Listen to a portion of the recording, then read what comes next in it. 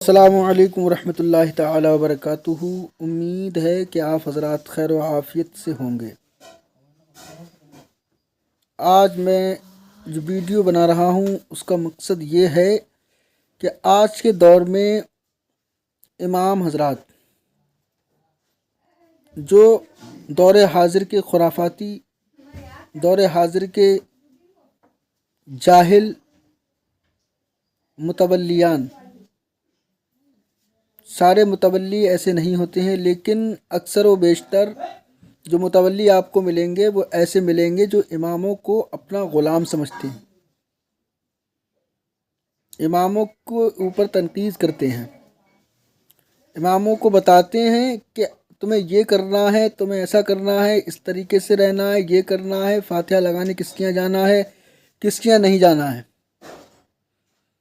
तो इमाम हज़रात से मेरी गुजारिश है मुअद्दिबाना कि जो मुतवल्ली आपको टोके और आपको बताए कि आपको ये काम करना है, आपको वो काम करना है, फ़ौरन ऐसे मुतवल्ली से आप अपना हिसाब कराएं। और बहुत से इमाम ऐसे हैं जो जी हुजूरी कर रहे हैं, तो इनकी जी हुजूरी की बिना पर ही आज मुतवल्ली जो है इमामों को अपना नौकर समझे पड़े हैं। इमाम है वो कौम तुम्हारे गांव में है तो तुम्हारे लिए हर चीज़ उससे पूछो कि हमें क्या करना है, ना कि इमाम को बताओ कि इमाम को क्या करना है। भाई तुम बताओगे इमाम को? तुम कौन होते हो बताने वाले कि इमाम को ये करना है, वो करना है, ये नहीं करना है, वो नहीं करना है। मैं भी एक इमाम हूँ और अल्हम्दुलिल्लाह मैंने भी इमामत की है, लेकिन मैंने कभी जी हुजूरी नहीं करी।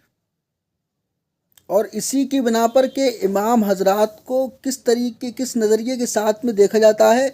एक जाहिल इंसान, बिल्कुल जाहिल है, जो निपट है, जिसको सुब्हानकल्लाहुम्मा व बिहम्दिका व तबारक अस्मुका सना याद नहीं होगी ढंग से, वो इमाम के ऊपर उंगली उठाता है कि तुम मेरे यहाँ फातिहा लगाने के लिए। उस जाहिल से कहो कि तू नमाज कितने वक्त की पढ़ता है। इमाम के ऊपर उंगली उठा रहा है कि फातिहा लगाने नहीं आया, तेरे बाप का नौकर है इमाम? कौन समझ, क्या समझा पड़ा तू? तो मैं इमामों से भी दरख्वास्त करता हूँ कि अगर आपके ऊपर कोई हुक्म चलाता है तो आप उसको फ़ौरन जवाब दें, और जवाब दे करके उसको ऐसा जवाब दें कि वो लाजवाब हो जाए, कभी दूसरा इमाम आए उसके ऊपर उंगली ना उठा पाए, उससे बोल ना पाए। इमाम को इमाम की हैसियत से रहना है। कुछ कमी हमारे अंदर भी है कि हम जी हुजूरी कर रहे हैं, हर बात को उनकी मान रहे हैं। जैसे ही वो कहे कि इमाम साहब आपको ये करना है, आपको वो करना है, तो आप उससे कहो मैं तेरा ग़ुलाम नहीं हूँ, बल्कि तेरी मस्जिद का इमाम हूँ, कौम का रहनुमा हूँ, तेरे गांव को चलाने के लिए आया हूँ, तू इमाम को चलाने के लिए नहीं है। और अगर तू ज़्यादा बोलने वाला है तो तू अपने आप से नमाज़ पढ़ा ले।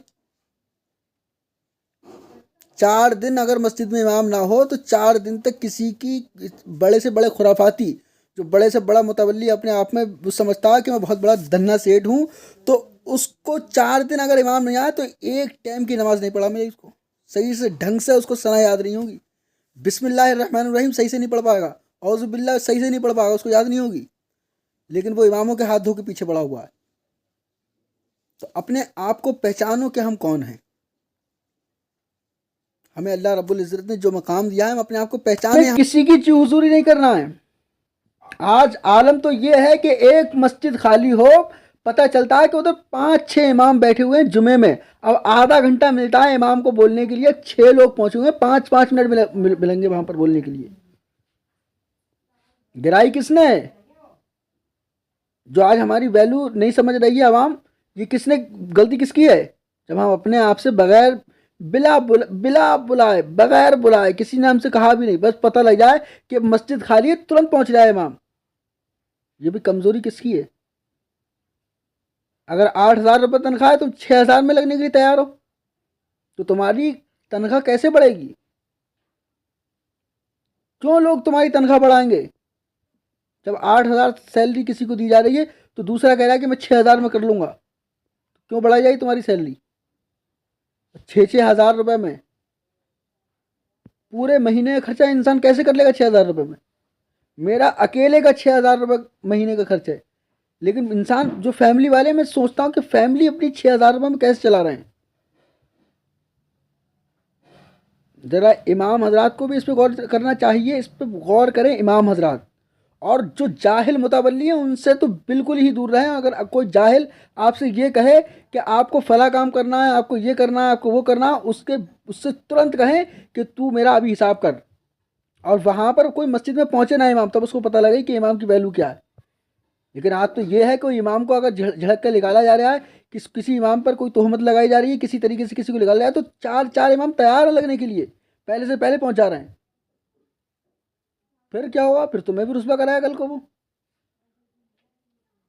बेहतर ये है कि आप अपना कारोबार करें या अपना कोई हुनर सीखें, ये बेहतर है। मैंने इमामत को बिल्कुल छोड़ दिया है बिल्कुल। अब मैं अल्हम्दुलिल्लाह अपना खुद का काम कर रहा हूँ और बहुत अच्छा कमा रहा हूँ। तो आप हुनर सीखें, और अगर सीखे हुए नहीं तो आपको अल्लाह ने पैसा दिया है, कुछ पैसा इकट्ठा है, आप उससे अपना कारोबार करें, इमामत के चक्कर में ना पड़े। अगर इमामत के चक्कर में पड़ोगे आप तो ये जाहिल कौम आपको आगे नहीं बढ़ने देगी। 5-5 6-6 हज़ार रुपये में इंसान कैसे ज़िंदगी गुजारेगा? अल्लाह रब्बुल इज़्ज़त की बारगाह में दुआ है मौला ताला हम सबको अमल की तौफीक अता फरमाए। और मैंने जो कहा अगर उसमें कोई अगलात हुए हों मुझसे तो अल्लाह रब्बुल इज़्ज़त मुझे माफ़ फरमाए। बाकी अगर किसी की दिल आज़ारी हुई हो तो उससे भी मैं माजरत चाहता हूँ। लेकिन जो जाहिल मुतवल्ली हैं उनको अगर इससे ठेस पहुँच रही है तो उनको खूब पहुँचे ठेस, मुझे इसकी कोई परवाह नहीं है जो जाहिल मुतवल्ली इमामों के पीछे पड़े हुए हैं। ठीक है, अस्सलाम वालेकुम रहमतुल्लाहि ताला व बरकातुहू।